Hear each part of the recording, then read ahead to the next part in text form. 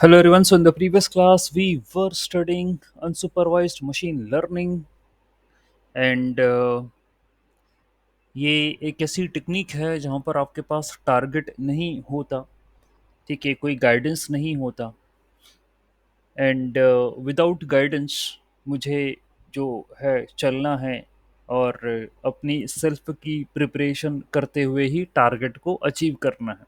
देखिए, तो भली गाइडेंस आपको कोई अलग से दे रहा हो या ना दे रहा हो, टारगेट या गोल तो होगा जो अचीव करने का है। ओके, तो अनसुपरवाइज्ड में ऐसा है कि डेटा या जो फीचर्स आपके पास अवेलेबल हो, उनमें से ही आपको पैटर्न, रिलेशनशिप, स्ट्रक्चर आइडेंटिफाई करते हुए आगे बढ़ना है और अपने गोल को अचीव करना है। यह अनसुपरवाइज्ड का काम था। एंड डिस्टेंस जो है, आपसे कहा गया यहाँ पर सिमिलैरिटी, ठीक है, you have to identify those points which are similar. तो सिमिलैरिटी का मतलब यहाँ पर होता है डिस्टेंस बिटवीन द पॉइंट्स, ठीक है, जो पॉइंट्स पास हैं वो सिमिलर होंगे, एंड जो पॉइंट्स दूर हैं वो डिसिमिलर होंगे, ऐसा हमने बोला। और इसी के बिहाफ में फिर आपने ये कहा कि अनसुपरवाइज्ड में क्लस्टरिंग एल्गोरिदम्स होती हैं, एसोसिएशन एल्गोरिदम्स होती हैं। तो क्लस्टरिंग के बारे में कल हमने डिस्कशन करा और शुरुआत करी सबसे फेमस एल्गोरिदम के मीन्स। और ये जो एल्गोरिदम है के मीन्स, आपको गिवन होगा कि कितने क्लस्टर बन रहे हैं डेटा में, उसी के करस्पॉन्डिंग आप जो है आइडेंटिफाई करो क्लस्टर, ये दो कहाँ बन रहे हैं, ये रीजन कहाँ पर है। और आइडेंटिफिकेशन करने की जो प्रोसेस है, जो स्टेप है, वो ये है कि आप रैंडमली कहीं पर भी स्पेस में पॉइंट्स मार्क करते हो, ठीक है। और वही पॉइंट जब एल्गोरिदम चलती है, यानी डिस्टेंस निकाले जाते हैं उस पॉइंट से दूसरे पॉइंटों के, और जो कम होते हैं डिस्टेंस, मिनिमम डिस्टेंस होता है, तो उनका ग्रुप बनता चला जाता है, नया मीन निकलता है।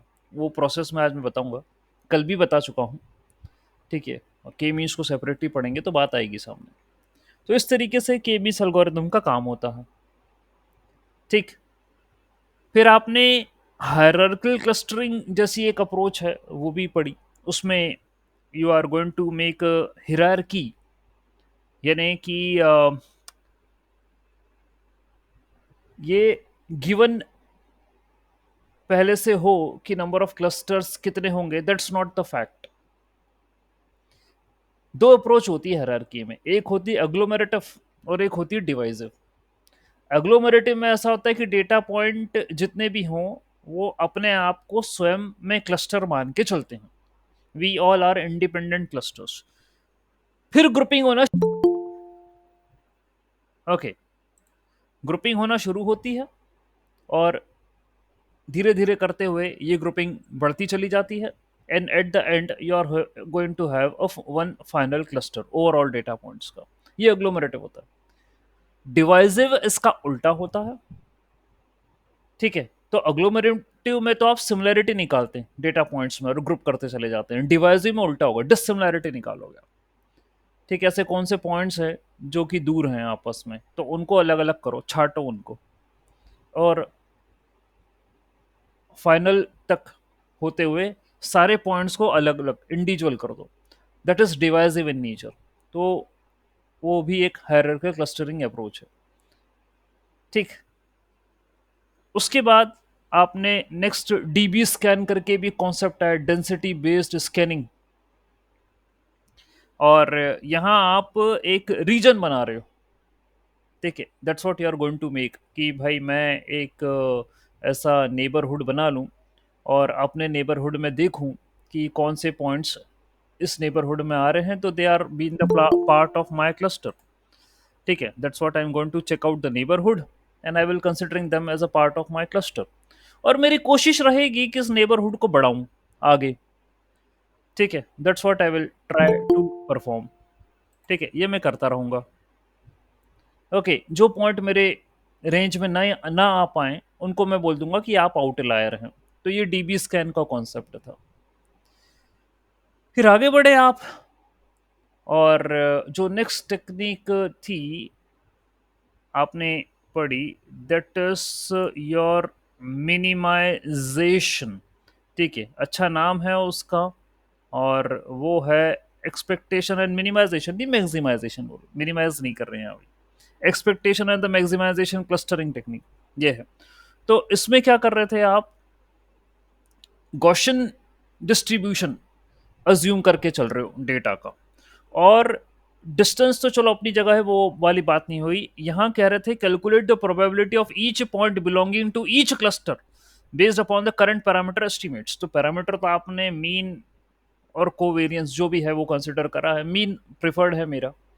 ठीक है, इसी के बिहाफ में आप कह रहे हो कि जो अगला पॉइंट है उसकी प्रोबेबिलिटी निकालो कि वो अपने क्लस्टर में या अपने रीजन में आएगा या नहीं आएगा। That is called as an expectation. ठीक है, I am expecting that this particular data point will be present in my group और नॉट। ठीक है, तो एक्सपेक्टेशंस निकाल रहे हैं अपन।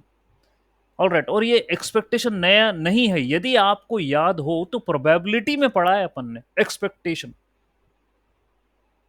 ओके, वहां पर पढ़ रखा है हमने। ठीक, जब मैं डिस्ट्रीब्यूशन समझा रहा था और आपका कंटिन्यूस रैंडम वेरिएबल हो चुका था, उसके बाद एक्सपेक्टेशन आया था। एंड एक्सपेक्टेशन का फॉर्मूला था, मैं आपको ये भी बता दूं, that is your P X into G X, that was the formula of expectation. Okay, that means वो ये था पी एक्स जी एक्स, यानी कि कोई भी डेटा है, जैसे मान के चलिए मैं ले रहा हूं डाइस। ठीक है, और डाइस में मैं उसको रोल कर रहा हूं, तो what is the probability of getting any of the digit in a dice? तो आप लिखते हो 1/6। किसी भी नंबर के आने की प्रोबेबिलिटी 1/6 है। तो प्रोबेबिलिटी को जब उसी के नंबर से मल्टीप्लाई करोगे, इसको अपन एक्सपेक्टेशन बोलते हैं। तो ये तो खैर डिस्क्रीट की बात हो गई। यदि कंटिन्यूस की बात करें, क्योंकि यहां पर कंटिन्यूस वाला मैटर है। ठीक है, गॉसियन डिस्ट्रीब्यूशन कह रहा है ये। तो कंटिन्यूस के केस में होता है close integration of G X into P X, यानी वही बात है, कोई भी डेटा पॉइंट की probability multiply by that particular data point, that is the expectation. ये पढ़ा है हमने, और वो कॉन्सेप्ट यहां पर आ गया। ठीक, तो एक्सपेक्टेशन निकालो और update the parameter of the Gaussian distribution और मैक्सिमाइज द लाइक्लीहुड फंक्शन, यानी वो मैक्सिमाइजेशन करना है लाइक्लीहुड फंक्शन का, यानी वो है मैक्सिमम लाइक्लीहुड फंक्शन। ठीक है, और ये कल मैं अपनी एक क्लास में पढ़ा भी रहा था, लाइक्लीहुड फंक्शन मैक्सिमाइज, यानी कि कोई भी आउटकम जो कि आप डिजायर कर रहे हो उसके आने की प्रोबेबिलिटी क्या है, that is the maximum likelihood function. Okay, या मैक्सिमम लाइक्लीहुड एस्टिमेशन, MLE। ठीक है, और ये बड़े ऐसे धुरंधर कॉन्सेप्ट हैं ये प्रोबेबिलिटी के। तो शुरुआत के जो आपके 3 से 4 टॉपिक है मैथ्स के, एक तो लीनियर अलजेब्रा हुआ, एक स्टैटिस्टिक्स हुआ, एक प्रोबेबिलिटी हुआ, और इंफॉर्मेशन थ्योरी हुआ। ठीक है, ये जो है इन टॉपिक्स में वेट है काफी। और फिर जहां तक कैलकुलस की बात है, तो डिफरेंशिएशन इंटीग्रेशन, तो ये वाले जो है कॉन्सेप्ट्स, ये हम अपने 12th स्टैंडर्ड में मैथ्स में किए हुए हैं, मैक्सिमा मिनिमा। ठीक है, तो ये बात डीप लर्निंग के लिए आती है, लेकिन पहले यदि डेटा की बात करें डिफरेंशिएशन करना, तो फिर वो डिस्ट्रीब्यूशन नहीं बता रहा, वो मैं डिस्ट्रीब्यूशन की स्पेसिफिकली बात कर रहा हूँ। तो उसके लिए लीनियर अलजेब्रा, स्टैटिस्टिक्स, प्रोबेबिलिटी और इंफॉर्मेशन थ्योरी, ये चारों जो है बड़े कोर है। बाकी तो डिफरेंशिएशन करते हैं, वो सारा मैटर अलग है, मैक्सिमम मिनिमा निकालने वाला। ठीक है, ऑल राइट। तो भाई मैक्सिमम लाइक्लीहुड फंक्शन कल मैं बोला नहीं, लेकिन मुझे अब याद आ गया कि हाँ, ये तो अपन अपनी अगली क्लास में पढ़ा रहे हैं, और एक्सपेक्टेशन आपको पढ़ा भी चुके हैं। ठीक, एसोसिएशन पर थे कल हम, और बोला था मार्केट बास्केट प्रॉब्लम करके कोई चीज होती है, और यहाँ पर हम एसोसिएशन देखते हैं कि if I am going to purchase any of the item, what is the chance that I am going to purchase another item. ठीक है, और ए प्रियोरी एल्गोरिदम जो है यहाँ पर यूज होती है, that is an bottom up approach. और एल्गोरिदम की वर्किंग भी कल बता दी थी मैंने कि जितने भी डेटा है उनको देखो, आप आइडेंटिफाई करो individual, how many data items are there, फिर उनकी ग्रुप बनाओ। ठीक है, और जो फ्रिक्वेंटली यूज नहीं हो रहा है उनको निपटा दो। ठीक है, ये डेटा फ्रिक्वेंटली यूज नहीं हो रहा, रिमूव इट। ठीक है, and then scan the data again to count the occurrences of each candidate, यानी कि भाई मुझे वो वाला डेटा पॉइंट निकालना है। ठीक है, या वो वाले मुझे फीचर्स निकालना है जिनके बीच में कनेक्टिविटी हो, एसोसिएशन हो। इसको मैं आगे और दूसरी शीट पर मेरे पास है नोट्स, वहां पर मैं फिर से कवर करूंगा। ठीक, उसके बाद भाई आपकी अगली एल्गोरिदम है, that is FP growth algorithm. FP growth algorithm क्या कहती है? It is an alternative approach to the mining association rule. ये डिवाइड एंड कॉन्कर पे चलती है। अच्छा, क्या करती है डिवाइड एंड कॉन्कर पे? ये कह रहा है कि सर एफपी ट्री बनाती है। ओके, तो भैया एफपी ट्री क्या है ये? What is this FP tree? Hmm, अच्छा, एफपी का तो अभी यहाँ कोई फुल फॉर्म भी नहीं दिया, बस इतना कह रहे हो आप ऊपर कि सर ये अल्टरनेटिव अप्रोच है माइनिंग एसोसिएशन रूल की, तो वो अपन ने अभी ऊपर पढ़ा है। तो क्या होता है, जरा इस स्टेप की चर्चा कर लें अपन, फिर देखते हैं। Scan the dataset to construct FP tree which represent the frequency of items in a compressed manner। अच्छा, तो ये फ्रीक्वेंसी बेस्ड ट्री बना रहा है ये। अच्छा, एफ का मतलब ये होना चाहिए। तो frequency of items in a compressed manner. अच्छा, स्कैन द डेटा सेट, तो आपके पास ये डेटा है, इसके स्कैनिंग करो और फ्रीक्वेंसी बेस्ड बना लो, यानी कौन सा आइटम कितनी बार परचेज करा है। तो भाई लिख लो, आपकी ब्रेड जो है वो 4 बार ली है, बटर जो है वो 5 बार ली है, मिल्क जो है वो 3 टाइम्स लिया है। तो ऐसी फ्रीक्वेंसी बना लो आप आइटम्स की, मतलब इंडिविजुअल आइटम्स लो, उनकी फ्रीक्वेंसी आप मार्क करो। फिर ये कह रहा है कि ट्रेवर्स करो इस ट्री को to extract the frequent items by recursively combine items and their conditional patterns. अच्छा, नहीं ये तो थोड़ा सा अलग बात हो गई जो ऊपर अपन कर रहे थे।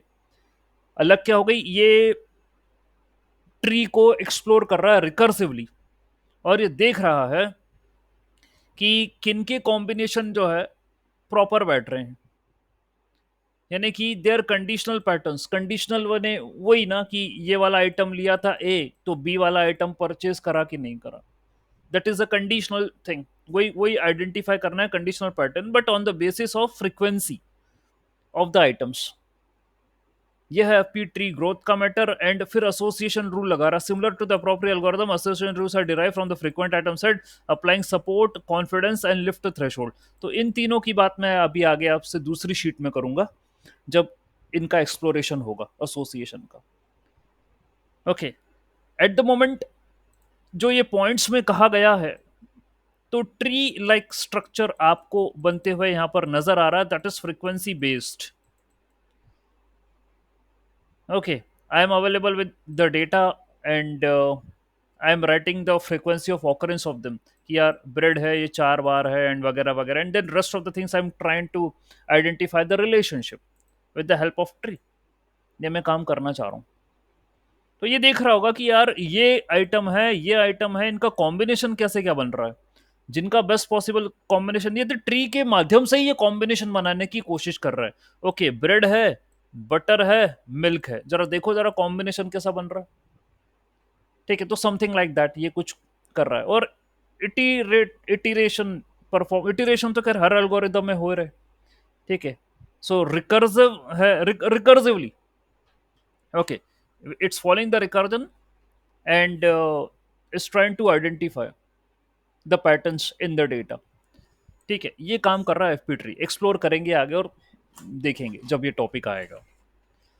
ठीक है, तो अनसुपरवाइज्ड मशीन लर्निंग के क्या आपको फायदे हैं, क्या आपके नुकसान हैं? तो भाई मैं तो उसको एक अच्छी टेक्निक मानता हूँ, और वो इसलिए है क्योंकि आप ये देखें, जब टारगेट नहीं है तो टारगेट को एक्सप्लोर करना, ऐसे कई प्रॉब्लम स्टेटमेंट्स हैं जो इस डोमेन में आएंगी। ठीक है, तो मार्केट बास्केट प्रॉब्लम के बारे में आपको मैंने पहले ही बता दिया। Okay, you have to do the association. ठीक है, इस टाइप की प्रॉब्लम्स काफ़ी होती हैं। देन रिकमेंडेशन सिस्टम बनाना, तो इसको लेकर भी हमारे कई प्रोजेक्ट बनते हैं, जैसे Netflix recommendation system, movie recommendation system बनते हैं, बनाए जा रहे हैं। ठीक है, नाउ अब वो थोड़ा सा आउटडेटेड की कैटेगरी में आ गए, लेकिन अभी भी सारी जो इंडस्ट्रियां हैं वो इनका यूज़ करती हैं। फिर फ्रॉड डिटेक्शन में, यानी अनोमली डिटेक्शन। अनोमली डिटेक्शन, कोई भी डेटा पॉइंट जो मेरे रेगुलर पैटर्न को फॉलो नहीं कर रहा है, वो अनोमली है, तो भाई मैं अनसुपरवाइज की मदद से उनको एज एन आउटलायर मार्क करके बाहर कर दूंगा। तो ये भी एक इम्पॉर्टेंट एप्लीकेशन है अनसुपरवाइज्ड का। तो फाइनेंशियल में जो है that will be helping me. Okay, financial में क्रेडिट कार्ड फ्रॉड डिटेक्शन के अंदर, तो उस पर भी प्रोजेक्ट बनते हैं। ठीक है, so that that is one of the important use case. फिर नेटवर्क एनालिसिस में भी वही चीज़ें आ रही हैं, social network, transportation network, hidden structures को आइडेंटिफाई करना, influence identification, optimisation, supply chain network, targeted marketing.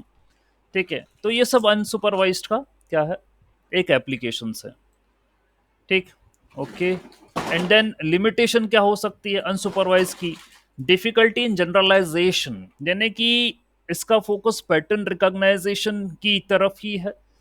वो तो सुपरवाइज्ड का भी था, वो तो मशीन लर्निंग का तो खेल ही पूरा डेटा में पैटर्न को आइडेंटिफाई करना, तो अलग वाली तो कोई बात है नहीं। ठीक है, पैटर्न, लेकिन क्या है, अब वहां पर तो गाइडेड था, there was a guidance, target था वहां पे, यहाँ टारगेट नहीं है। और क्या होता है कि यदि आपको अभी नहीं पता कि मेरे को लाइफ में क्या बनना है, क्या करना करना है, और आप कोशिश कर रहे हो कि जो भी मैंने सीखा है, पढ़ा है, इसके माध्यम से मैं कुछ ना कुछ एक्सप्लोर कर लूं, लेकिन यदि गलत या अनसीन डेटा पॉइंट्स, या आप मतलब नहीं पकड़ पा रहे पैटर्न को, तो obviously you there will be the wastage of the time. ऐसा हो सकता है, there is a limit related to it, कि अनसुपरवाइज मॉडल जो है ना, वो प्रिडिक्शन या क्लासिफिक जो भी है वो ना कर पाए, अपने गोल तक अचीव ना कर पाए, डेविएट हो जाए। तो पैटर्न को आइडेंटिफाई करना बड़ा इंपॉर्टेंट है यहाँ पर। इसलिए मैंने कहा था कि डेटा डेटा ऐसा हो जो कि रिलेशनशिप दे रहा हो, क्योंकि यदि आपको रिलेशनशिप मिल गई, ठीक है, गाइडेंस तो था नहीं, लेकिन यदि आपने रिलेट कर लिया डेटा पॉइंट्स को, तो ऑब्वियसली आप क्लस्टर बना लोगे या ग्रुपिंग कर दोगे। ठीक है, या आप एसोसिएशन निकाल दोगे। ठीक है, तो मुझे पैटर्न अपनी जगह है, रिलेशनशिप बड़ी इंपॉर्टेंट चीज है अनसुपरवाइज्ड के अंदर, तो रिलेट करते आना चाहिए, तो डेटा वैसा दमदार होना चाहिए। यहाँ डेटा का बड़ा ज्यादा खेल है। हाँ, सुपरवाइज में भी है वो, तो डेटा तो obviously it's a main thing, but जब टारगेट मेरे को पता होता है ना, तो फिर मैं या कुछ फीचर लेकर टारगेट को अचीव करने की कोशिश करूंगा, मेरे को पता है कि यही करना है मेरे को अचीव, तो I will be doing the work related to that. But यदि मुझे टारगेट ही नहीं पता हो, और रिलेशनशिप भी नहीं हो रही हो, पैटर्न भी आइडेंटिफाई नहीं हो रहा, तो गए काम से।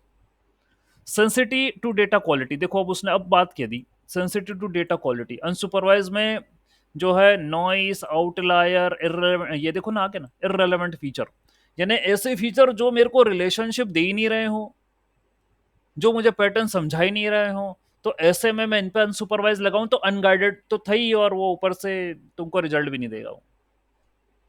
ठीक है, और आउटलायर हो तो ये मतलब इनको रिमूव करके चलो आप, इनकंसिस्टेंसीज, आउटलायर, ये इनसे इन्फ्लुएंस हो जाएंगे।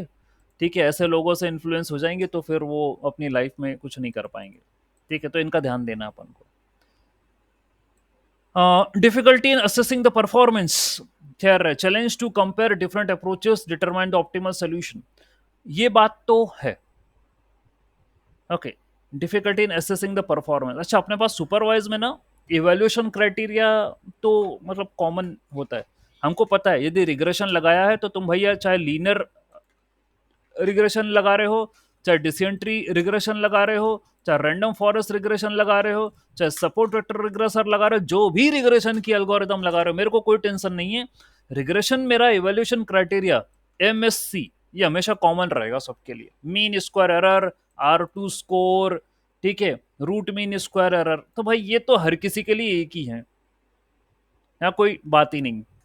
और क्लासिफिकेशन कर रहे हो तो फिर वो भी एक ही जैसे हैं, accuracy, precision, recall, F1 score, confusion matrix, classification report, सब बराबर। यहाँ पर थोड़ा सा क्या है, परफॉर्मेंस असेस करने में जो है, अब ये कभी के मीन्स यूज करी तो क्या होगा, हायरार्किकल करी तो क्या होगा, ठीक है।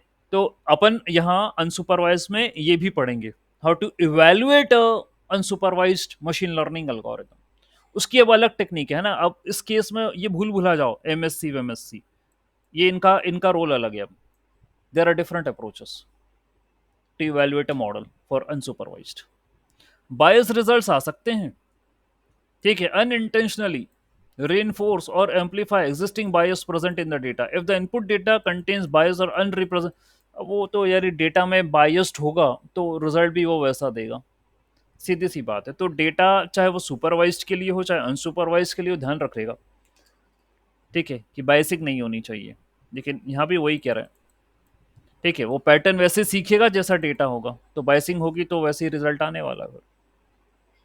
ओके, फिर भी ये आखिरी में कह दिया कि लिमिटेशन भाई कुछ भी हो, अनसुपरवाइज मैंने शुरुआत में भी कहा था दमदार है, ठीक है, valuable tool for EDA, pattern discovery, data pre processing, सब कुछ बढ़िया चल रहा है, कोई दिक्कत नहीं है, और पढ़ते ही हैं अपन। ठीक, चलो कोई बात नहीं। तो ये अपना इंट्रोडक्शन हुआ, आगे बढ़ते हैं और कुछ और इंपॉर्टेंट बातों की चर्चा करते हैं। Let me share my entire screen now and get over to the another set of notes. ठीक है, तो इंट्रोडक्शन आपसे मेरा पहले हो चुका है, तो इन बातों को मैं दोहराऊंगा नहीं, काफी अच्छी भाषा में इंग्लिश में लिख रखा है कि अनसुपरवाइज्ड क्या होती है और एग्जाम्पल भी दे रखा है, तो ये तो आप पढ़ ही लोगे, ठीक है।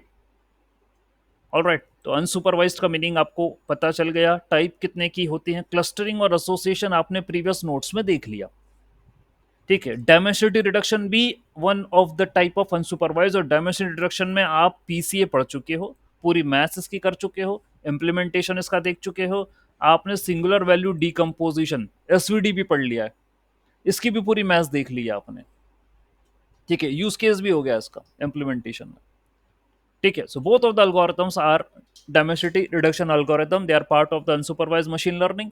अभी वही मैंने उस समय भी जब पीसीए पढ़ाया था तो ये कहा था कि लोगों को कंफ्यूजन होता है कि पीसीए अपन सुपरवाइज्ड में यूज करें कि अनसुपरवाइज्ड में यूज करें। देखिए भाई, अनसुपरवाइज्ड की है ये डायमेंसिटी रिडक्शन टेक्निक, और लेकिन फिर भी मैंने आपको एक हिंट किया था कि जो डिस्टेंस बेस्ड अल्गोरिदम्स हैं वहां पर पीसीए काम करेगा। तो सपोर्ट वेक्टर मशीन जो है वहां पर we can have a PCA for dimensionality reduction, लगा सकते हैं। हालांकि कम जगह आपको देखने को मिलेगा, या हो सकता है आपने देखा ही ना हो कि एसवीएम में भी पीसीए लगा है, देखा ही ना हो आपने, क्योंकि वहां यदि डायमेंसिटी रिडक्शन करना है तो आप वैसे ही कोरिलेशन वगैरह निकालते हो, ठीक है। और आपके पास रेगुलराइजेशन टेक्निक है, जैसे एल1, वो फीचर सिलेक्शन कर लेता है, ठीक है, वो ऐसे फीचर को ड्रॉप कर देगा जो कोरिलेशन दे रहे हो। मतलब बात वही हो गई घुमा फिरा के कि कौन से डायमेंशन को ड्रॉप करना है तुम्हें, those who are giving the correlation, collinearity, ठीक है, उनको आपको ड्रॉप करना है, ठीक है। मतलब इरेलेवेंसी है उनको रखने से, मेरे को ज्यादा इंफॉर्मेशन, क्योंकि यहां पर इंफॉर्मेशन की बात होती है पीसीए में। प्रिंसिपल कंपोनेंट एनालिसिस आपने पढ़ा है, आप प्रिंसिपल कंपोनेंट्स बनाते थे, ठीक है, और क्या लिखते थे वहां पे कि मान लीजिए मेरा डेटा डिस्ट्रीब्यूटेड है, ऐसा कुछ करके डिस्ट्रीब्यूशन डिस्ट्रीब्यूटेड है मेरा डेटा, ठीक है। तो ये मान के चलिए फीचर F1, ये मान के चलिए फीचर F2, ऐसा है। तो आप ये कहते थे कि ये F1 फीचर और ये F2 फीचर का वेरिएंस इतना है, तो I can't drop either F1 और आइदर F2, नहीं कर सकता था। लेकिन यदि डेटा का डिस्ट्रीब्यूशन ऐसा है, ठीक है, this is how the data is distributed something, ये F1 है और ये F2 है, तो F2 का सिर्फ इतना ही वेरिएंस है, तो आप इसको ड्रॉप कर सकते थे। उसमें भी फिर उसने बोला यार थोड़ी बहुत इंफॉर्मेशन का लॉस हो जाएगा, तो एक काम करो, प्रिंसिपल कंपोनेंट्स बनाओ। यानी कि यदि आपके पास डेटा का डिस्ट्रीब्यूशन ऐसा है, just make principal components like this, ऐसा बनाओ प्रिंसिपल कंपोनेंट्स, और अपने डेटा को प्रोजेक्ट करो प्रिंसिपल कंपोनेंट्स पर।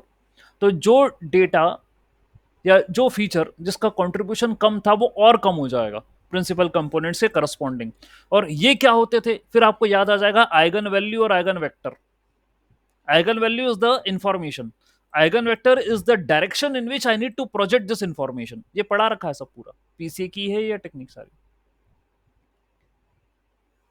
ओके, तो भाई सुपरवाइज्ड में पीसीए नहीं यूज करते, लेकिन एसवीएम डिस्टेंस बेस्ड एल्गोरिदम है, क्योंकि वहां पर आप डिस्टेंस निकालते हो और हाइपर प्लेन वगैरह डिसाइड करते हो कि लीनियर है तो डेटा पॉइंट्स कहाँ क्या कौन सा रीजन में आएगा, तो मतलब we can have a chance to use the PCA, बाकी एल्स तो यूज नहीं करते अपन, अनसुपरवाइज में यूज करते हैं पीसीए को। ठीक है, तो वो बात यहाँ पर आई है। ओके, तो इंटरव्यू में या कहीं पर भी कैसे भी हो तो पूछा जा सकता है, आप ध्यान रखिएगा। क्लस्टरिंग में भाई आपको एल्गोरिदम तो बहुत सारी है, यदि पढ़ने पढ़ाने की बात करें तो के मीन्स हो गया, डीबी स्कैन हो गया, हायरार्किकल हो गया, तीनों के बारे में तो बता दिया। फिर वो बिर्च है, एफिनिटी है, एग्लोमेरेटिव भी बता दिया मैंने, हायरार्किकल के अंदर आती है, डिवाइसिव भी बता दिया, बाकी ये कुछ और भी है।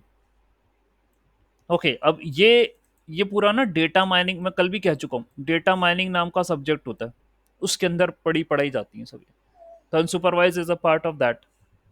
ठीक है, एसोसिएशन की बात करें तो अभी आपको जस्ट इंट्रोडक्शन करा मैंने, अप्रोप्रिए और एफपी ग्रोथ, ये इक्लेट अलग और एक और एल्गोरिदम होती है। ठीक है, तो hardly you should be knowing those algorithms which are used in a regular practice. Appropriate ठीक है, एफपी ग्रोथ के बारे में इंट्रोड्यूस कर दिया आज मैंने, that's okay for you to understand. Demonstrate reduction अभी ऊपर बता ही दिया मैंने, जो कि फीचर सिलेक्शन फीचर एक्सट्रैक्शन के काम आती है। ठीक है, तो these are certain feature selection methods.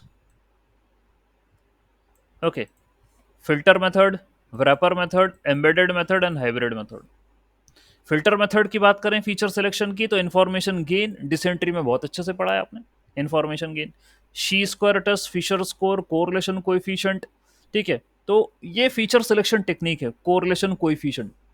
ठीक है, तो अपन वो सुपरवाइज में इस तरीके का अप्रोच यूज करते हैं ना, कोरिलेशन किसका ज्यादा है तो भाई उनको, ठीक है, हटाओ, those features only we consider जिनका कोरिलेशन कम है, तो ये है। तो कई ऐसे टेस्ट हैं जो अपन लगा सकते हैं। ठीक, लेसो रेगुलेशन इसके बारे में भी आपको पता है, डेमोसिटी रिडक्शन टेक्निक, तो अब नहीं ये वो है, हाँ कह सकते हो, यस डेमोसिटी रिडक्शन क्या है, फीचर सिलेक्शन कर रहे हैं और फीचर को ड्रॉप करता है जो इरेलीवेंट होते हैं, तो yes lasso regulation is one of the technique to avoid the overfitting, to remove the overfitting in the model. Okay, ये टाइप की पेनल्टी है जो अपन लगाते हैं।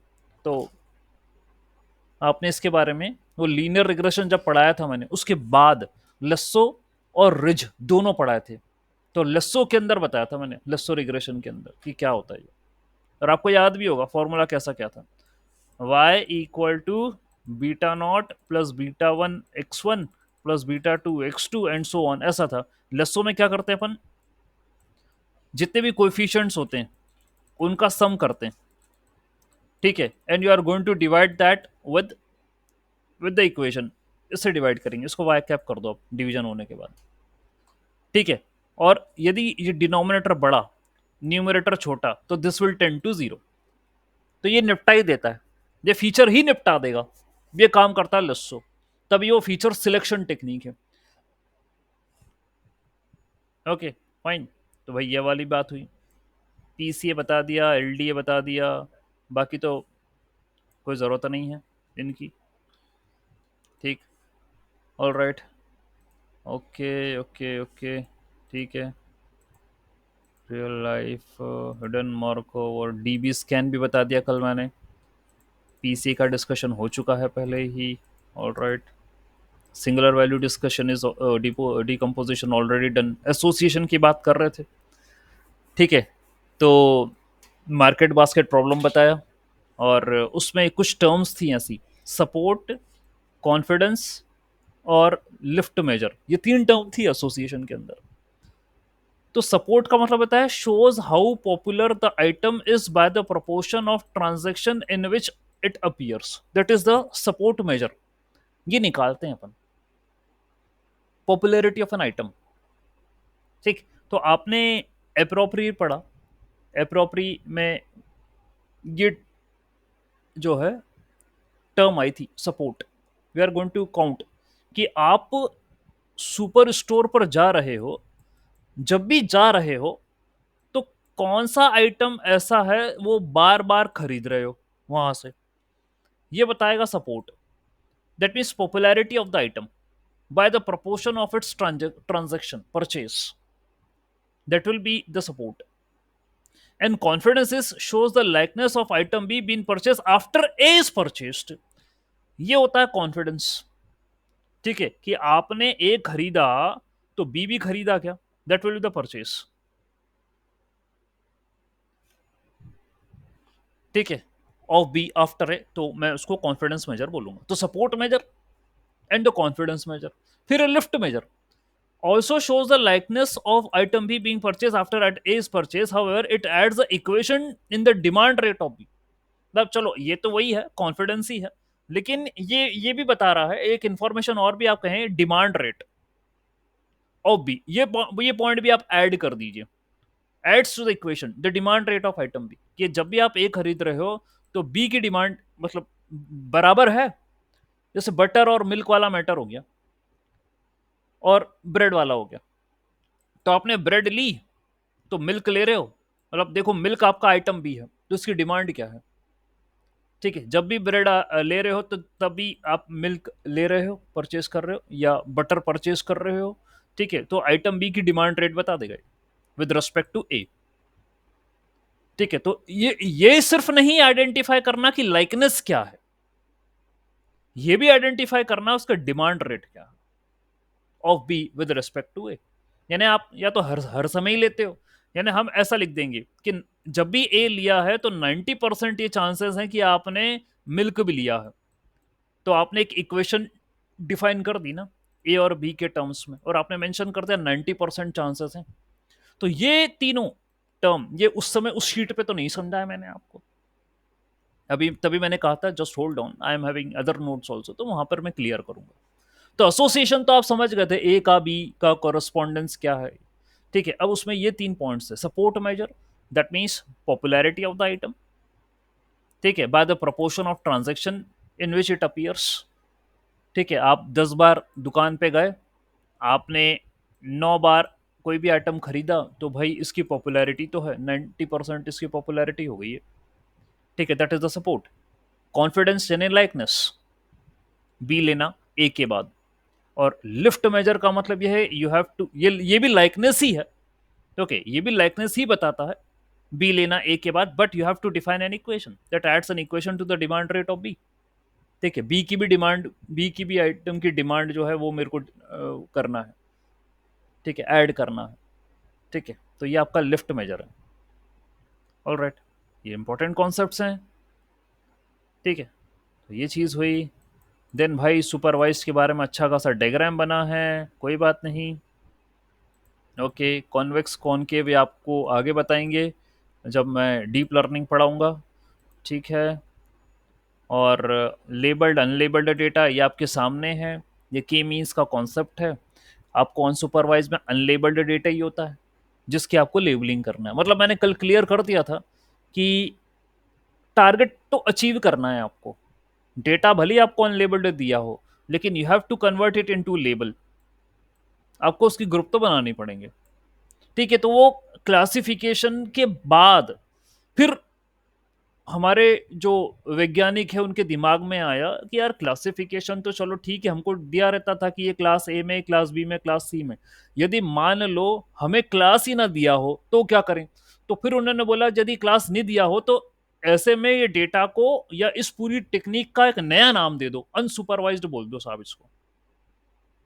ठीक है, और अब क्लासिफिकेशन ना बोलते हुए क्लस्टरिंग बोल दो उसको, ऐसा कर दो आप। तो होगा वही, ग्रुप करने के बाद एक क्लास ही बनाएगा। ये देखो, ये बोल देगा कि ये वाले डेटा पॉइंट क्लास ए में है, ये वाले डेटा पॉइंट क्लास बी में है, और ये वाले डेटा पॉइंट क्लास सी के हैं। दैट्स इट, करना तो वही है। ठीक, तो भाई ठीक है, ये हुआ।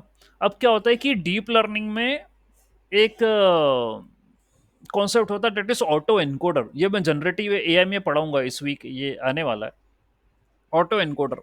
ये भी आपका अनसुपरवाइज्ड पे ही काम करता है। ठीक है, तो क्या होता है, थोड़ा सा मैं बताऊं आपको, डेटा यहाँ दिख भी रहा होगा डायग्राम से। क्या होता है कि आपके पास ये डेटा है और ये आपका न्यूरल नेटवर्क है। ठीक है, तो वहां पर ये अनसुपरवाइज्ड का ही कॉन्सेप्ट फॉलो अप होता है, यानी कि आप डेटा को कंप्रेस करके रखते हो। कंप्रेस बोले तो क्या, what do mean by the compression of the data. Compression of the data means आप इसको लेस रिप्रेजेंटेशन में स्टोर करके रखते हो। यानी कि क्या, यानी कि ये है कि आपका ये जो न्यूरल नेटवर्क बना है, ये इनपुट लेयर है लेट अस सपोज 128 न्यूरॉन्स की, ये वाली लेयर है लेट अस सपोज 64 न्यूरॉन्स की, और लेट अस सपोज ये वाली जो लेयर है 32 न्यूरॉन्स की। ठीक है, तो आपका ये हाई डायमेंशनल डेटा होता है, लेट अस सपोज 784 फीचर्स हैं इसमें।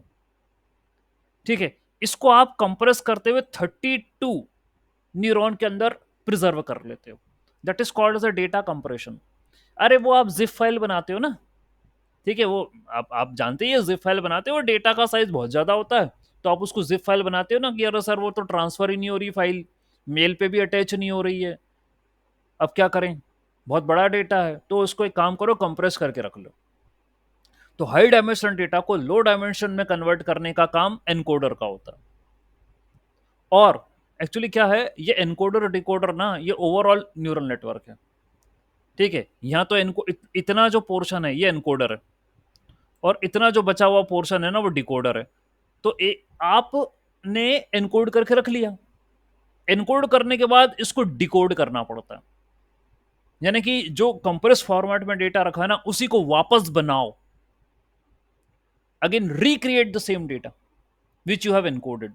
यानी अब ये रिवर्स प्रक्रिया होती है, इट्स अ मिरर इमेज। ठीक है, it's a mirror image of this encoding process. ठीक है, यानी कि अब यहां पर 64 न्यूरॉन होंगे, और यहां पर 128 न्यूरॉन होंगे, और यहां पर मेरे को 784 का डेटा वापस बनाने का है। ये डिकोडिंग प्रोसेस है, यानी कंप्रेस्ड डेटा से वापस से ओरिजिनल डेटा बना लेना। तो ये एक तरफा जनरेटिव एआई वाला ही कॉन्सेप्ट आ गया यहाँ पर, मैं रीजनरेट कर रहा हूँ यहाँ डेटा को वापस से। So that's an auto encoder. तो अनसुपरवाइज लर्निंग ही है, यहाँ पर टारगेट तो कुछ था ही नहीं, तुमने मॉडल को ट्रेन करके कंप्रेस करके डेटा को रख लिया और वापस से डीकंप्रेस कर रहे हो। ठीक है, तो यहाँ को ना तो कोई प्रिडिक्शन करा ना तो कोई क्लासिफिकेशन करा, ऑटो इनकोडर है। डीप लर्निंग में पढ़ते हैं, पढ़ेंगे। ठीक है, तो भाई हाँ, ये के मीन्स वो क्लस्टर वाली बात कर रहा है वो। ठीक है, चलो के मीन्स की बात करें तो के मीन्स, के क्या है, K is the number of cluster, और मीन्स यानी भाई ये क्लस्टर ना with respect to mean of the data points बनेंगे, यानी हर एक डेटा पॉइंट किसी ना किसी पर्टिकुलर ग्रुप को बिलोंग करेगा और उस ग्रुप का होगा मीन, तो ये के मीन है ये। ठीक है, so the algorithm tries to make an intra-cluster data points as similar as possible while keeping the clusters are different far away from each other। तो के मीन्स में क्या होता है, जैसे आपने बोला ना कि सर क्लस्टर बनाने का मेरे को, ठीक है, ये कुछ ऐसा क्लस्टर बनाना है, ये ए है ये बी है, के मीन्स में ये मीन है इस ग्रुप का, ये मीन पॉइंट है इस ग्रुप का। ठीक है, and all these data points are close to this mean, जो कि ग्रुप ए में है, और ये ग्रुप बी के पॉइंट्स हैं। ठीक है, इस तरीके से सेपरेट क्लस्टर बनाने दूर दूर। ठीक, ओवरलैपिंग यहां नहीं होती। ऑलराइट, ऐसा नहीं होगा कि सर क्लस्टर ओवरलैप कर गए ना, नंबर ऑफ क्लस्टर्स आपको यहां गिवन होंगे कि 2 क्लस्टर बनाने का है, बनाओ, तो वह ऐसे बन रहे हैं। So this is a good algorithm, good approach, good technique लग गई और आपने डेटा को इस तरीके से जो है क्लस्टर कर दिए। ठीक, यदि क्लोज आ रहे हो, मैप कर रहे हो, तो मतलब मान के चलना यार तुमने के की वैल्यू गलत ले ली है। ठीक है, अप्रोच तो कल भी बताई, अभी कुछ देर पहले भी क्लियर करी अप्रोच की क्या होती है के मींस की, फिर बता देता हूं, आएगा। ठीक है, it assigns data points to a cluster such that the sum of the square distance between the data points and the cluster centroid is minimized। okay, and within cluster the more homogeneous data points are within the same cluster, यानी वही जो data points जिनका distance कम है यानी homogeneous है यानी उनमें सिमिलैरिटी है, वो सब एक ही क्लस्टर में होंगे या रहेंगे। ये देखिए, ये डायग्राम है, फिर इसको मैं और समझाता हूं आपको। Okay, so here it is, ये डायग्राम है। ओके, इसको हटाओ।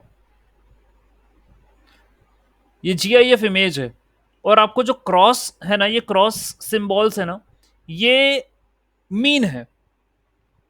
ठीक है, तो आप ये देख रहे होंगे कि डेटा पॉइंट्स हैं, डिस्ट्रीब्यूटेड हैं, तीन ग्रुप आपको नजर आ रहे होंगे, 3। ओके, और यहां क्रॉस जो है ना वो उनकी शिफ्टिंग हो रही है।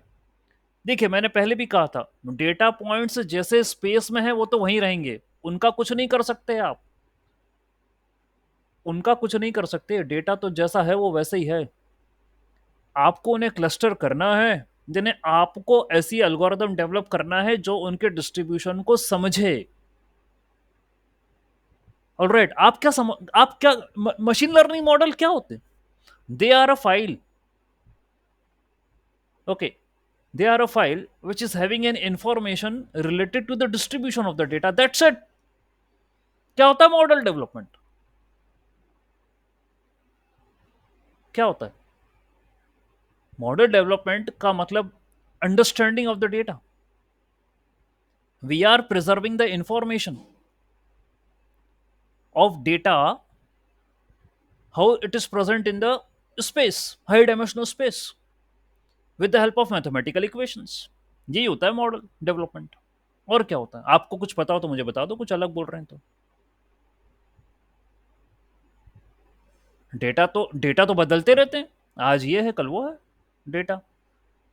अब मेरा मॉडल जो डेटा पर ट्रेन हुआ है, ठीक है, तो वो पैटर्न को समझ गया। मुझे ये समझवाना ही तो था, उसकी इन्फॉर्मेशन रिकॉर्ड करनी थी मेरे को, कि देख ले भाई, ये ऐसे ऐसे फीचर होते हैं, ऐसे ऐसे पॉइंट होते हैं, और ऐसे ऐसे करके मेरे को रिजल्ट मिलता है। तो उसको उसमें एक फाइल क्रिएट करनी थी मेरे को। That will be that will be some trend, उसको हम कहते हैं ट्रेनिंग हुई है। तो एक ऐसी फाइल क्रिएट करी, ठीक है, ऐसी इंफॉर्मेशन रिकॉर्ड करी जो डेटा के पैटर्न को जानती हो। यही मॉडल है, यही मॉडल डेवलपमेंट है। और बस बाद में उस फाइल को लोड कर दो और उससे प्रिडिक्शन करवाओ। यानी अनसीन डेटा उस फाइल में रखो, तो वो तो उसके पास इक्वेशंस हैं, ट्रेंड पैरामीटर्स हैं उसमें, ठीक है, उसी में वो वैल्यू वैल्यू पुट करवा लेगा अनसीन डेटा की, अनसीन फीचर्स की, और प्रिडिक्शन करके दे देगा। यही होता है मॉडल डेवलपमेंट। ठीक है, तो आप ये देख रहे हैं यहाँ कि वो क्रॉस जो है ना वो मूव कर रहा है, अपनी अपनी व्यवस्था है, अपनी अपने ग्रुप की तरफ जा रहा है। It is approaching towards their cluster. ये के मीन्स में करना है। That is called as the shift, mean shift इसे कहते हैं। स्लाइडिंग हो रही है उसकी। अच्छा, मीन शिफ्ट बोले तो क्या, मैंने आपको कल की क्लास में बताया था, फिर मैं बताता हूँ। चलिए, के मीन्स काम कैसे करती है, let us again have a discussion. You know about this thing, but fine, करते हैं फिर से डिस्कशन। देखिए क्या है, वो डायग्राम भी समझ में आ जाएगा, मैं इस प्रोसेस को क्लियर कर दूं। आपके पास डेटा पॉइंट्स हैं ऐसे कुछ डिस्ट्रीब्यूटेड, ठीक है, हैं। अब मुझे दे दिया कि 2 क्लस्टर है, मार्क करो। पहले से दे दिया 2 क्लस्टर हैं। तो के मीन्स कैसे काम करती है? स्टेप नंबर 1 वो ये होती है कि गिवन है 2 आपको क्लस्टर हैं, तो वो क्या करती है, के मीन्स कहीं भी रैंडमली 2 पॉइंट्स वो मार्क कर देती है। फिर क्या करती है, इन पॉइंटों से बाकी पॉइंटों की दूरी निकालती है। मतलब ये देखती है कि यार ये पॉइंट से कौन सा वाला पॉइंट, ये जैसे मेरे पास ये वाला एक पॉइंट है, ये देखेगा इससे कौन सा वाला पॉइंट करीब है, which point is closer to this particular point. तो लेट अस सपोज कि ये एक पॉइंट है जो इसके क्लोजर है, तो ये बोलेगा कि यार चल आजा बेटा, तू मेरे साथ ग्रुप बना ले, you are closer to me. ठीक है, तो ग्रुप बना लेगा वो उसके साथ। तो it calculates the distance and identify which point is closer to it. तो जो भी उसको मिल गया मिनिमम डिस्टेंस वाला, उसको अपने पास वो रख लेगा। और फिर क्या होगा, नया मीन निकालेंगे। अभी तो ये पहला मीन, ये तो अभी रैंडमली असाइन किया गया था मीन, रैंडम पॉइंट्स थे, स्पेस में, जो मेरी एल्गोरिथम में शुरुआत में चालू होते हुए दे दिए कि ये लो। अब इसके बाद नया मीन निकालेंगे, वो मीन होगा इस पॉइंट प्लस इस पॉइंट का। ठीक है, you are going to calculate mean. कैसे निकालते हैं भाई? यदि मेरे पास x1 y1 है, x2 y2 है, 2 पॉइंट है, तो मीन कैसे निकालते हैं? x1 plus x2/2, y1 plus y2/2, ये मीन निकालते हैं। तो आप देख लो अगला मीन यहां पर आएगा। अब इस मीन से दूरी निकालो दूसरे पॉइंटों की। लेट अस सपोज कि ये कोई पॉइंट है, तो बोलेगा कि आजा, तू भी मेरे ग्रुप में आ जा, तो उसको रख लो आप अपने ग्रुप में। फिर अब इन तीनों पॉइंटों के रेस्पेक्ट में मीन निकालो। तो ये आप जो देख रहे हो ना शिफ्ट, ठीक है, आपको यहां जो शिफ्ट नजर आ रहा था, कहां गया वो? हाँ, ये मीन का ही शिफ्ट है। शुरुआत में कहीं भी स्पेस में 3 पॉइंट अज्यूम कर लिए गए, ओके, और उसके बाद ये इनकी शिफ्टिंग हो गई, यानी अपने अपने क्लस्टर तक वो पहुंच गए। डेटा नहीं घूमा। आप देख लो, जहां ये जो हरे नीले पॉइंट थे ना, वो तो अपनी जगह पे ही हैं। यदि कुछ घूम रहा है, यदि कुछ चल रहा है, तो वो मीन चल रहा है और वो अपनी क्लस्टर पे पहुंच जाएगा। तभी वो के मीन्स एल्गोरिदम हो। और फिर वही बात की सर, यहाँ के मीन्स में कुछ पॉइंट्स हैं जो ध्यान रखना है। के की वैल्यू दी होगी कि इतने क्लस्टर बन रहे हैं, कभी भी क्लस्टर ओवरलैप नहीं करेंगे। ठीक है भाई, ये अलग और ये अलग, कभी ओवरलैपिंग नहीं होती। उसके लिए दूसरा है फिर वो के मीडियोट्स वगैरह, वो बाद में पढ़ेंगे, फज्जी वज्जी आएगा उसमें। ठीक है, वो बात की बात है। तो के मीन्स में कभी ओवरलैपिंग नहीं होती, डिस्टिंक्ट क्लस्टर बनते हैं। के केवल गिवन है, और यदि आपसे पूछे कहां से निकालोगे सर, यदि क्वेश्चन में गिवन है तो चलो ठीक है, और मेरे को यदि निकालना हो तो मैंने कल भी कहा था एल्बो मेथड। ठीक है, एक एल्बो मेथड होती है कि आप यहाँ के की वैल्यू दे के 1 2 3 4, और यहाँ होता है WCSS, within cluster sum of square. WCSS होता है within cluster sum of square, यानी हर एक डेटा पॉइंट का सेंट्रियोइड से दूरी निकालना। That is called as WCSS, within cluster sum of squares, sum of squares। यानी मैंने एक सेंट्रोइड लिया, एक डेटा पॉइंट लिया, मतलब ऐसा करते हुए लिया, इनका डिस्टेंस निकाला, इनका स्क्वायर करा, प्लस फिर अगले पॉइंट लिए, डिस्टेंस निकाला, स्क्वायर करा। इस तरीके से होता है WCSS। ठीक है, तो WCSS और ये के की डिफरेंट डिफरेंट वैल्यू पर ग्राफ बनता है, एक एल्बो बनता हुआ नजर आएगा। ठीक है, और जिस पॉइंट पर ये अपनी फ्रिक्वेंट या शार्पली डायरेक्शन चेंज कर लो, तो समझ लेना उतने नंबर ऑफ क्लस्टर बन रहे हैं। ठीक है, कोड करेंगे तो वहां मैं आपको ये बना के भी बताऊंगा, एंड WCSS भी देखेंगे, वहां पे सारी चीजें देखेंगे कोड में। ओके, यहाँ मैंने खैर आपको क्लियर तो करी बात, अब देखो आगे और क्या चर्चा होती है। ठीक, तो भाई बात यह है, मीन शिफ्ट आप हो रहा है, और मीन शिफ्ट यानी वो सेंट्रोइड का शिफ्टिंग प्रक्रिया चल रही है। ठीक है, तो ये सेंट्रोइड बेस्ड एल्गोरिदम है के मीन्स, और कोशिश मेरी यही है कि मैं लोकेट करूं सेंट्रोइड को, अपनी सही जगह पर लेकर जाऊं। ठीक, ये काम करता है के मीन्स, यहां भी देख लीजिए आप। ठीक है, you can take any of the algorithm. Okay, ये देखिए, ये एल्गोरिदम चालू हुई यहाँ से स्टार्ट, पहली इटरेशन, दूसरे इटरेशन, तीसरे इटरेशन। ठीक है, the iterations are going on, all right, and the identification of the mean is being done। ठीक है, कुछ कन्वर्ज का मतलब सीधी सी बात है, मीन जो है अपनी पोजीशन पर आ गया सीधे से, that's called as a convergence. यही काम करना था मुझे। Okay, that's a convergence. ये इटरेशंस बढ़ते चले जा रहे हैं और वो मीन शिफ्ट हो रहा है और अपनी फाइनल पोजीशन पर आ जाएगा वो। और डेटा देख लीजिए, वो जैसा था वो तो वही है, एरिया और रीजन या डेंस। ये देखो, ये आप दिख रहे होंगे 4 क्लस्टर हैं यहाँ पे, तो 4 सेंट्रोइड होंगे, हर एक क्लस्टर का एक सेंट्रोइड होगा। ओके, और के मीन्स यही आइडेंटिफाई करेगा कि मेरे को मीन को कहाँ पहुंचाना है. That's it. तो K means algorithm. Okay, that's what we are going to do. तो के मीन्स है. तो के मीन्स के बारे में और क्या क्या जानकारी मेरे पास है, मैं देखूं बताऊं. ओके, ठीक. रीअसाइनमेंट, चलो ठीक है. तो के मीन्स के बारे में और बताएं. तो वही पॉपुलर है. अपने अपनी शुरुआत मालूम है के मीन्स से सही होती है. पॉपुलर तो है ही अनसुपरवाइज मशीन लर्निंग. कई प्रोजेक्ट्स में अपन के मीन्स का यूज़ करते हैं. ठीक है. And the goal is to group the similar data points. ये हमारा गोल था. ठीक है, क्लस्टर बनाने का है. और गोल को अचीव करने के लिए आपको मिनिमाइज करना पड़ेगा विद इन क्लस्टर वेरियंस. ठीक है, विद इन क्लस्टर वेरियंस. तो जो क्लस्टर है उसकी वेरियंस को, विद इन क्लस्टर वेरियंस को कम करना है. वेरियंस क्या होता है? एक्स माइनस एक्स बार. ये तो वेरियंस होता है, यानी किसी भी डेटा पॉइंट का मीन से दूरी. ये वेरियंस होता है. मेरे को उसको कम करना है, मिनिमाइज करना है. तभी तो मैं मीन को शिफ्ट करते करते ऐसी जगह पर लेकर आ रहा हूं जहां पर जितने भी डेटा पॉइंट्स हैं, यदि उनकी दूरी मीन से निकाली जाए तो कम आएगी. अब आप यदि पूछे कि सर ये क्या चमत्कार क्यों हो रहा है, वो मीन को कोई शौक चढ़ रहा है कि वो क्लस्टर में जा आके मर्ज हो रहा है.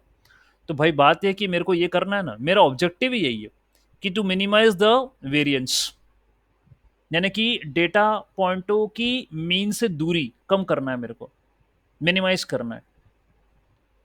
ठीक है, तो स्टेप यही होती है कि choose the number of cluster. आप देख लो 2 बन रहे हैं, 3 बन रहे हैं, रैंडमली ले लो यार, कोई जरूरत नहीं. यदि मान लो आप कह रहे हो सर एल्बो फैल्बो, वो तो बताएंगे.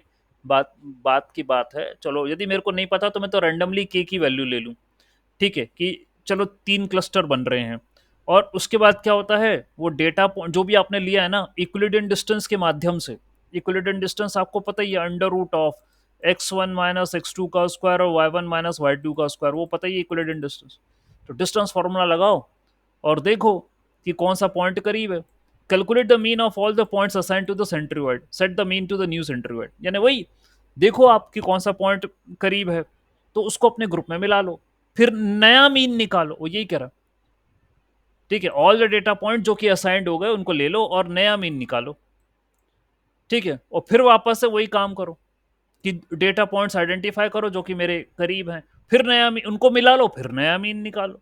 ये काम चलता रहेगा के मीन्स में. ठीक है, फाइन. तो ये उसकी एल्गोरिदम है. ठीक है, इनिशियलाइज के सेंट्रोइड. ठीक है, तो आपका जो डेटा का डिस्ट्रीब्यूशन है उसमें कुछ भी रैंडमली आप मान के चलो 2 है 3 क्लस्टर है, इनिशियलाइज करो. और ये नहीं करो. ठीक है, डेटा में से मीन को माइनस करना है का स्क्वायर. ठीक है, that's what I need to do. और फिर क्या करना है, जो भी डेटा पॉइंट आपको मिले उन सबका मीन निकालो.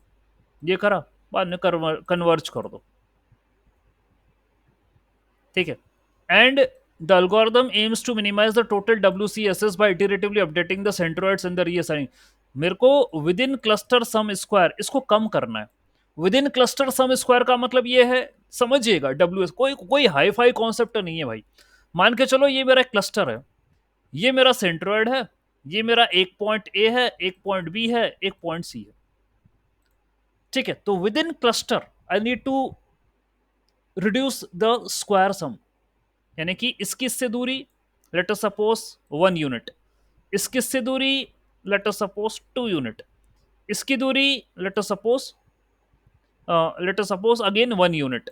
ओके, तो 1 का स्क्वायर, 2 का स्क्वायर, 1 का स्क्वायर का सम.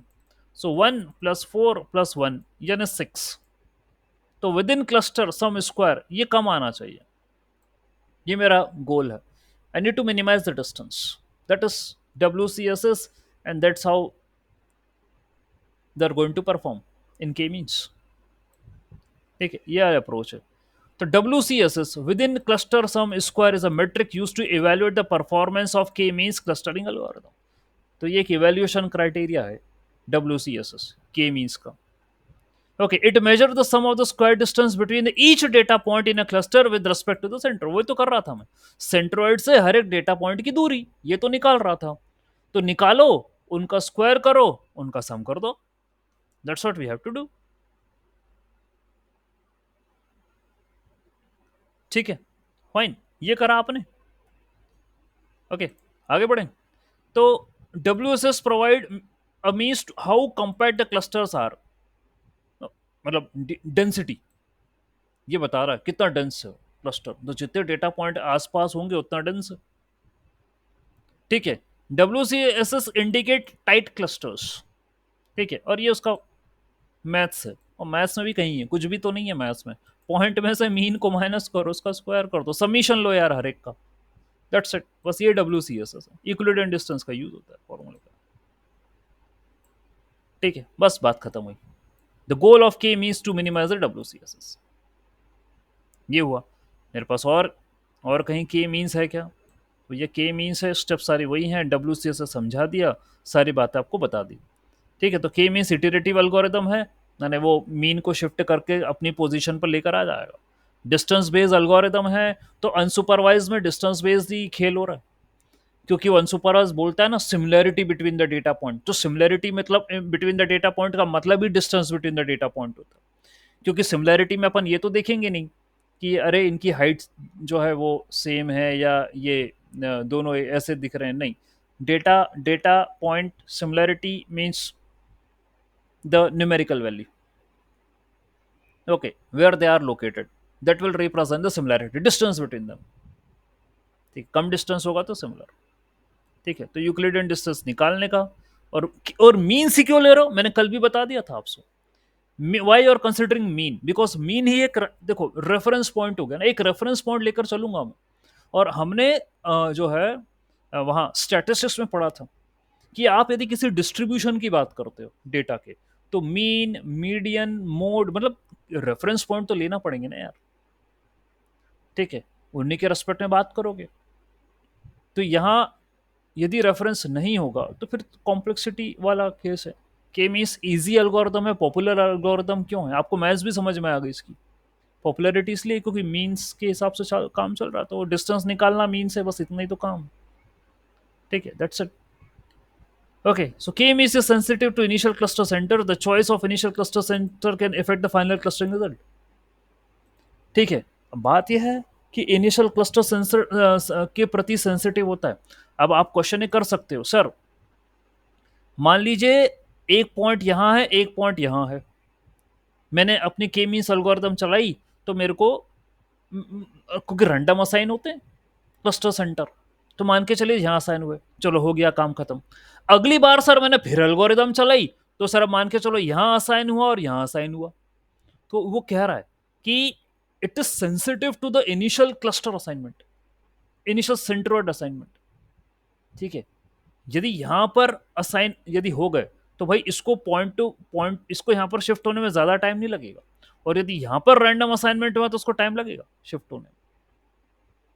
ठीक है, इटरेटिव है, उसको यहां तक पहुंचना है तो पहुंचेगा, लेकिन वो ये ना रैंडम असाइनमेंट होता है, कोई ये थोड़ी ना बोलेगा एल्गोरिदम में ये जो खेल हो रहा है ना रैंडम हो रहा है, ये मेरे को पता नहीं चलता क्या है क्या नहीं है। अब जैसे डीप लर्निंग है, मैं समझाता हूं।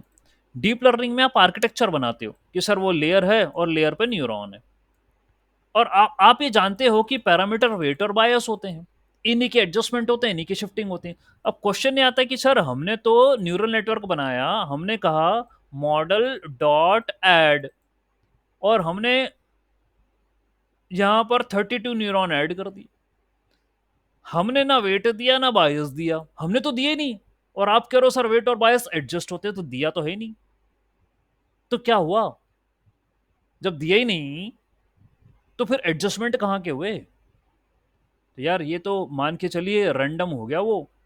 जब भी आर्किटेक्चर बनेगा, आप मॉडल डॉट कंपाइल करोगे, कन्फिगर होगा, वो कुछ ना कुछ रैंडम असाइन कर देगा। ये अंदर की जो प्रक्रिया है ना, क्या हुई है मेरे को पता नहीं चला, मैंने तो नहीं दी वेट और बायस। कभी ऐसा होता है कि आपने न्यूरल नेटवर्क में बनाते हो तो पहले लिखते हो कि weight equal to 1, bias equal to 2, देते हो क्या? नहीं देते।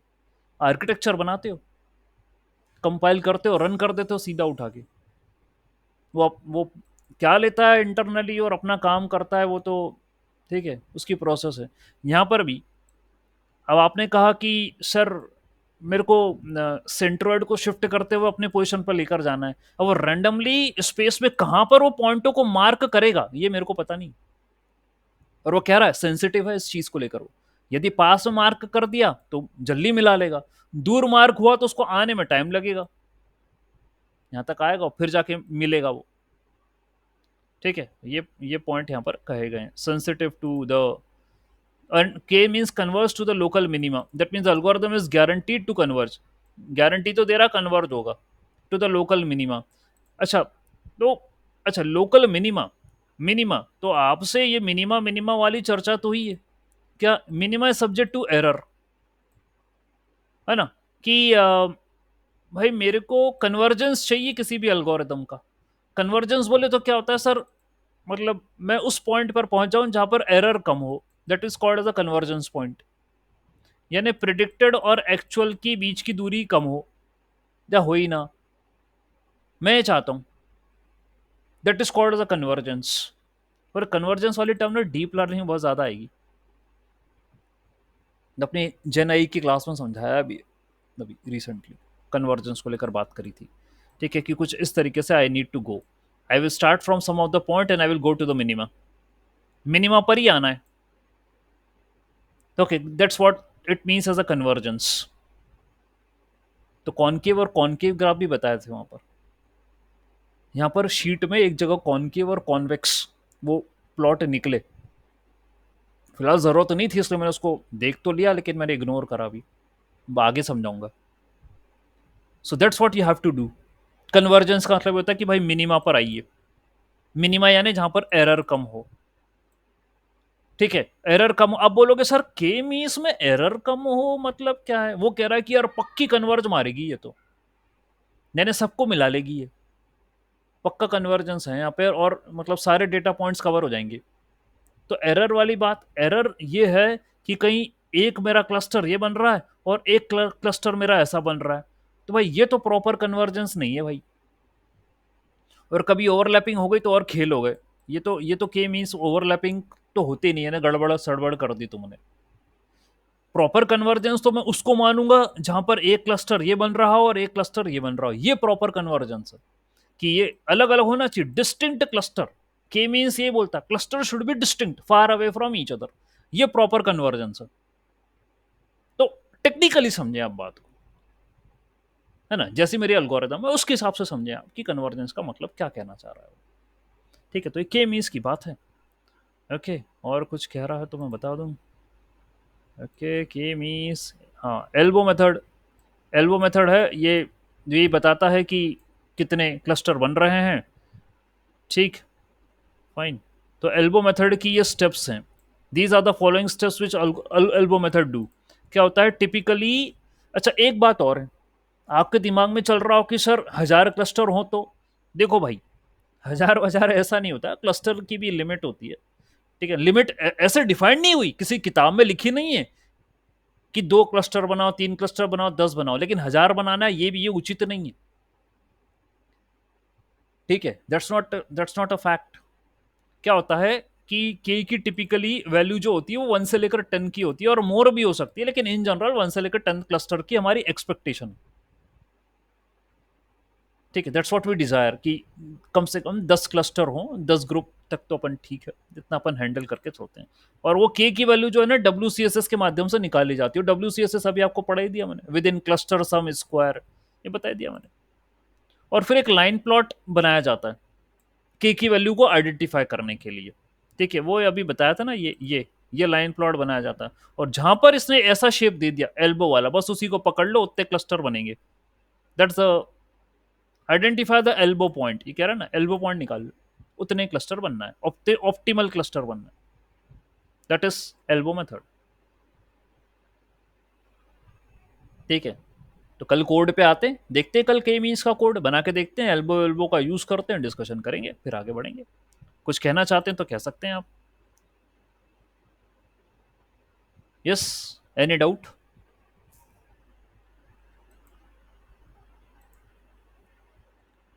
Okay, let me. Okay, Divya